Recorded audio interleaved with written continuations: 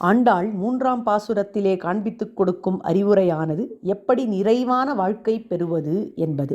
பாசுரத்தின் கடைசியிலே நீங்காத செல்வம் நிறைந்து என்று வருகிறது. வாழ்க்கை நிறைவாக இருக்க வேண்டுமானால் செல்வங்கள் நீங்காமல் இருக்க வேண்டும். நீங்காத செல்வம் பெறுவதற்கான வழி ஓங்கி உலகளந்த உத்தமனின் பேரை பாடுதல், எம்பெருமான் திருநாம சங்கீர்த்தனத்தை செய்தல்.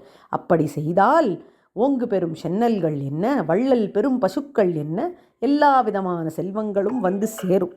இப்பேற்பட்ட செல்வங்கள் மட்டும் இருந்தால் போருமா? எவ்வளவு செல்வங்கள் தான் இருந்தால் போரும்? எப்பொழுது நமக்கு நிறைவு வரும் என்று கேட்டால், இருக்கிற செல்வங்கள் போரும் அப்படின்னு தோணினா அதுவே மன நிறைவு. போதுமென்ற மனமே பொன் செய்யும் மருந்து என்று சொல்லுவார்கள். அந்த மனப்பான்மையை இந்த உத்தமன் பேரை பாடினால் நாம் பெறலாம் என்கிற அறிவுரையை ஆச்சரியமாக 3ஆம் பாசுரத்திலே தெரிவித்தாள் ஆண்டாள்.